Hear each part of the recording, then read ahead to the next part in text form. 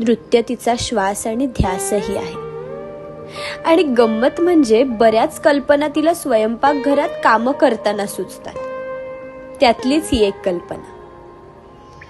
कोकण म्हणजे तिची जन्मभूमी आणि पालघर कर्मभूमी.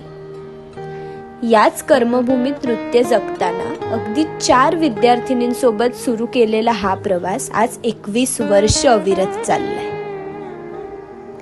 दीपाली विचारे ताईसारखी गुरु खंबीरपणे पाठीशी उभी राहिली आणि दिवामधून कथ्थक विशारद कधी पूर्ण झालं हे कळलंच नाही. आज तब्बल 25 वर्षांनी ती परत एकदा तिच्या जन्मभूमीकडे वळते, एक नवीन नृत्याविष्कार घेऊन. नृत्यार्पण गीत रामायण आपल्या लेकीसह काही निवडक विद्यार्थिनींसोबत. मेहनत, सातत्य आणि जिद्द या त्रिकुटाला एकत्रित करून ती तिचं स्वप्न साकारू पाहते. काय मग, येतलास मा तुम्ही सगळे बघूक?